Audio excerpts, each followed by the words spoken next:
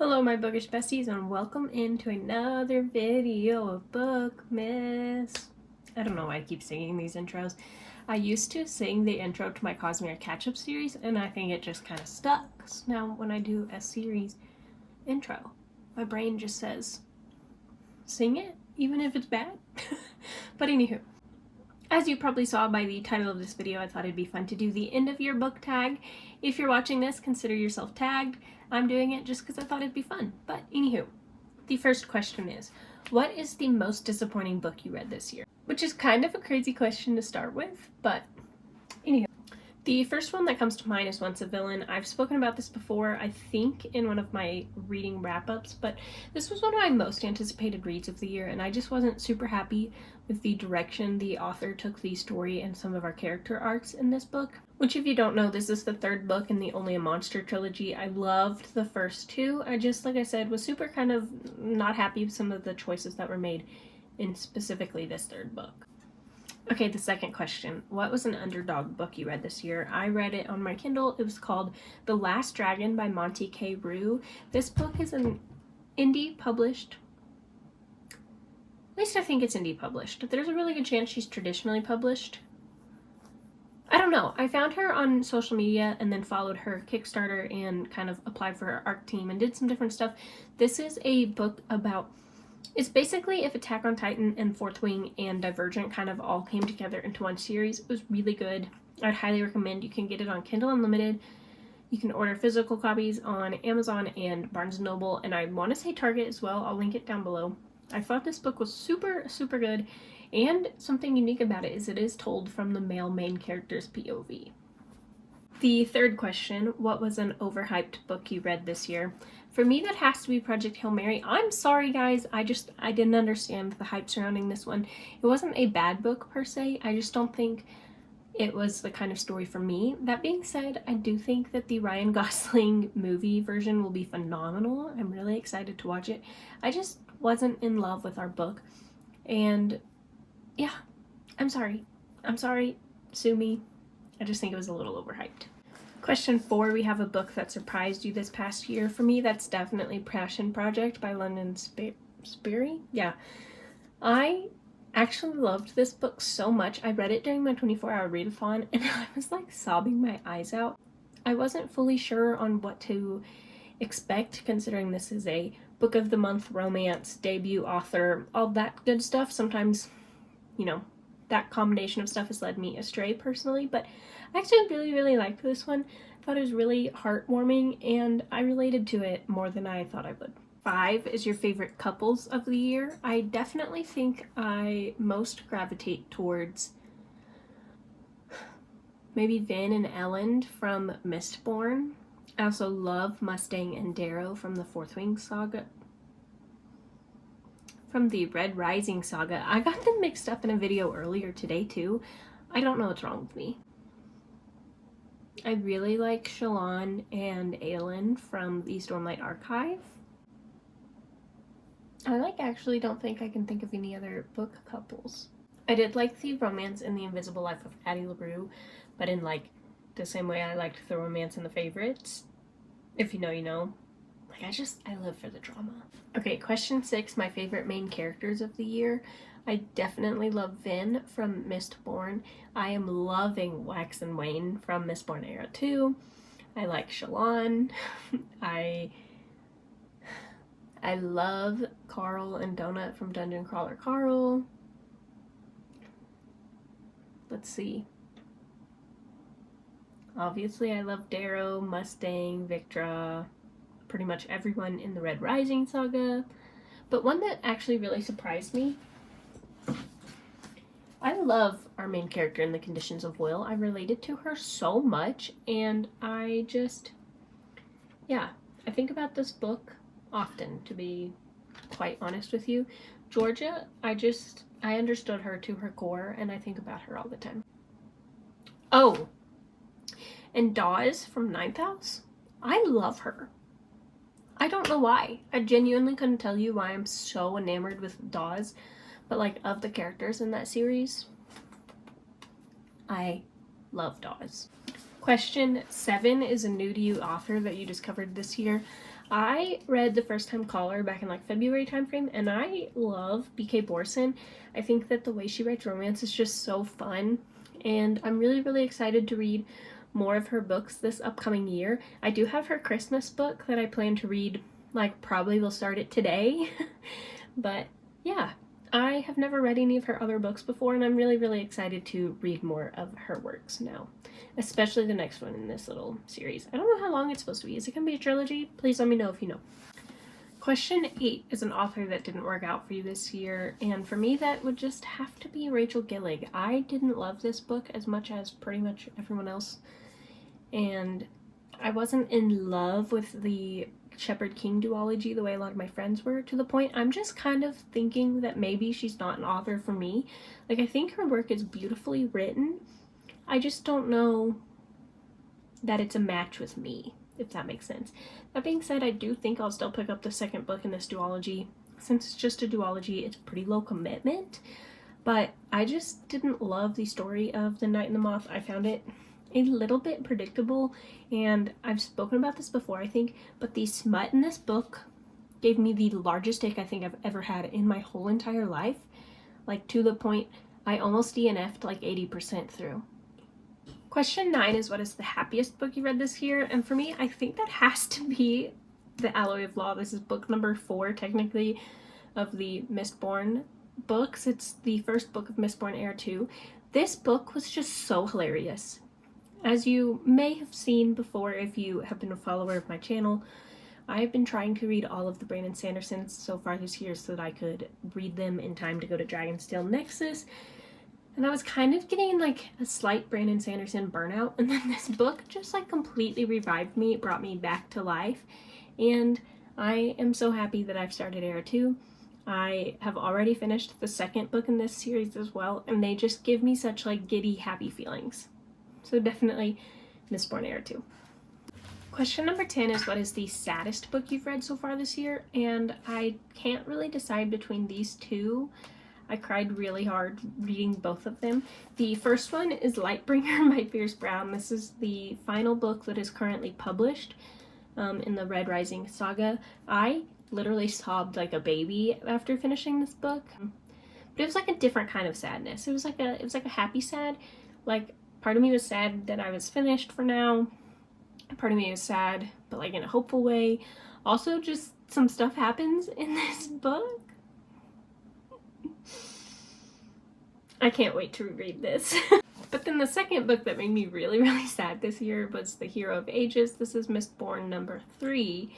This book, I finished it at work, like during, a period where I wasn't busy and I was reading, and a guy came to my desk to ask me for help with work, and I was sobbing, and I basically was like, I'm really sorry, but you need to come back in like 10 minutes, because I couldn't control the tears that were streaming out of my eyeballs.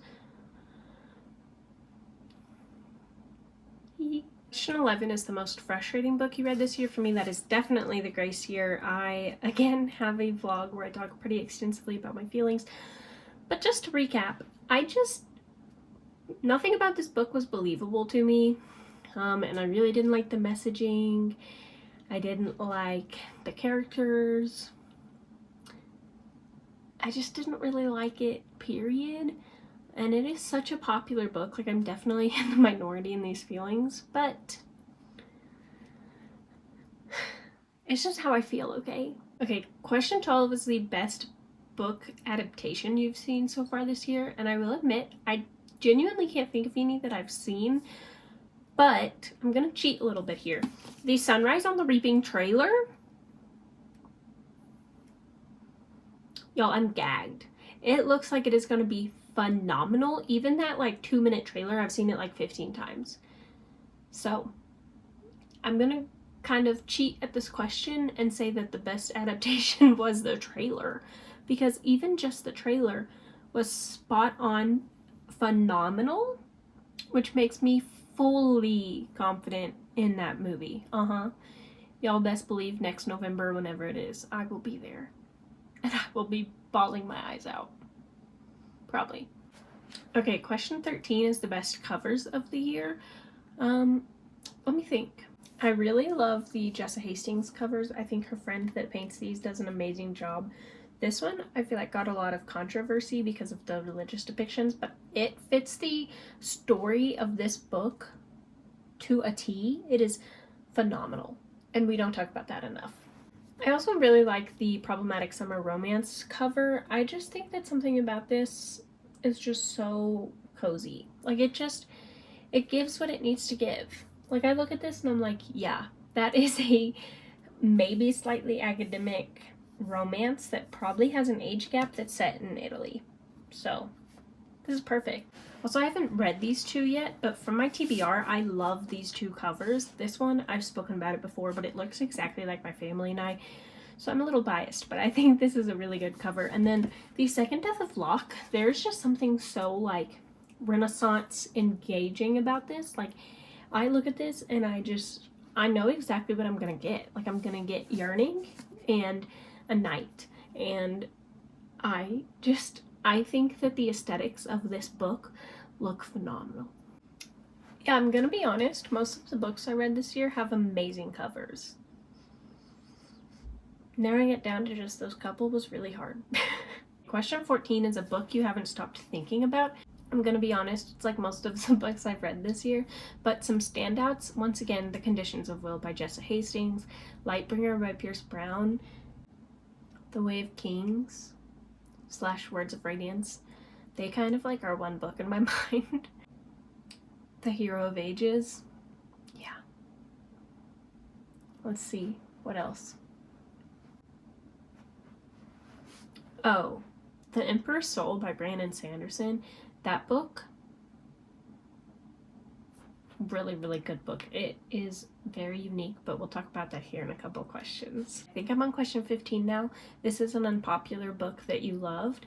This one is popular in the sense that a lot of people talked about it, but I didn't see a lot of people loving it.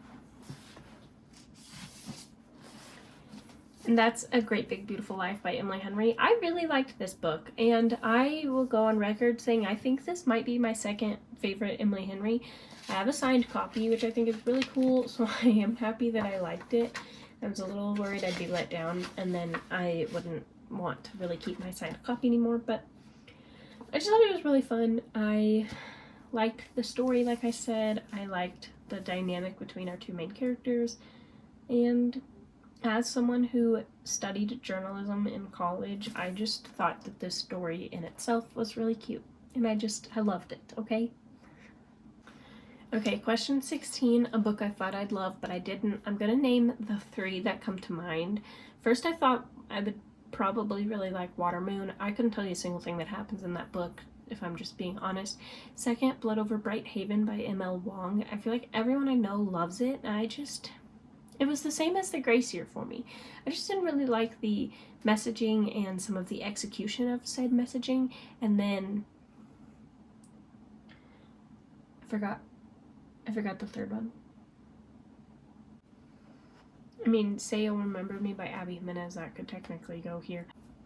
Oh, I remembered the last one, Nocticadia. I feel like everyone I follow that has similar taste to me all love Nocticadia, and I'm pretty sure I rated that a 2-star. I just was not a fan. Okay, question 17 is a book with the most unique concept you've read so far this year. I teased it in an earlier question, but that has to be The Emperor's Soul by Brandon Sanderson. Basically, this is about a girl who's an art forger, but the art she specifically specializes in forging in is souls.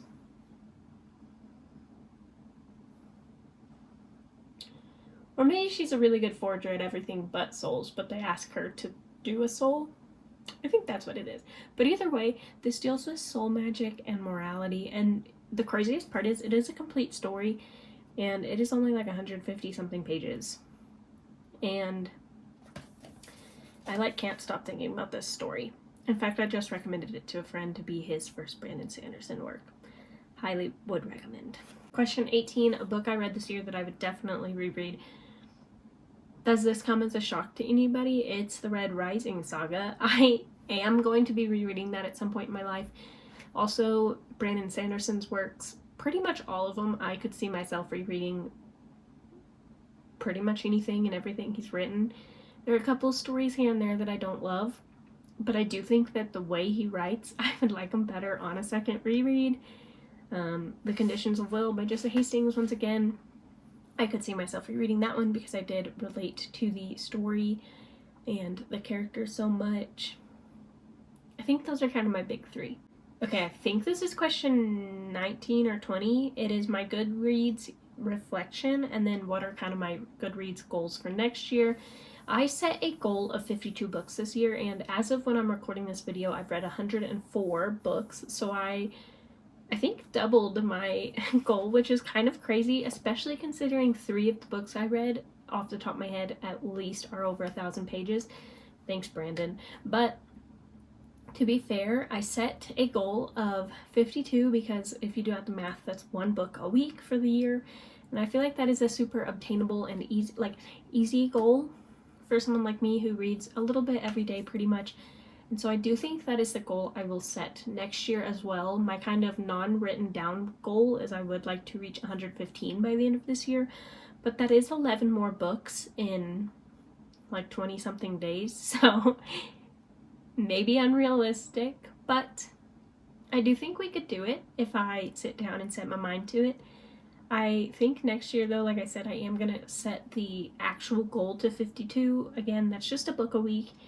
That gives me time for, you know, work, social, my other hobbies, etc. without the pressure of, oh, well, you know, I'm 10 books behind in my 100 book goal. I need to read. So low stress goal. If I go over it though, fantastic. Okay, question 20 is a book that I wish I had gotten to this year. I do wish that I would have been able to finish the Cosmere. That was my big goal for 2025. That being said, I'm only 5 books away. I think I have 2 more of the Stormlight Archive, 2 more Mistborn, the Isles of the Emberdark, and the Sunlit Man, so that's 6. But the Isles of the Emberdark for me won't even release until like February, and then I have a couple of other like non-Cosmere reads I could read, but for the ones that I told myself I was going to read, I think I did a really good job almost completing that goal. And then I do have my 10 before the end. They're sitting right back here. I do still want to try and finish all of those before the end of the year, and then I can't think of any other really big ones I didn't get to. I would really like to read maybe one of these on the shelf. I'm leaning towards maybe Alchemy of Secrets or Our Infinite Fates because they're both kind of shorter, but I've heard really great things about Red City. I'm still actively reading Raven Scholar. I'd love to finish that before the year's over because I started in August, but those are kind of the big ones. Question 21 is what will I prioritize in my reading year for 2026? I don't know what this question is asking, to be honest, beyond my goal and the series that I then get to, but I assume it's the books that I want to read in 2026, which I am going to be doing a 26 for 2026 list that I will be turning into a video, so keep an eye out for that, because I do still need to think about it. But yeah, it's basically the same answers as the last question. Like most of the books that I didn't get around to reading this year, I really would like to hit them next year. A lot of my backlog books I'd like to read, like I still need to read The Lord of the Rings. I still need to finish Crescent City.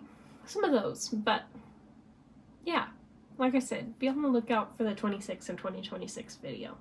But anywho, thank you so much for watching today's video. I know it was a little bit different than the kinds of videos I normally record and maybe a little bit repetitive in parts, but I appreciate you either way for sticking around and watching this video. It means so much to me that you're here, and I can't wait to see you guys in the next one.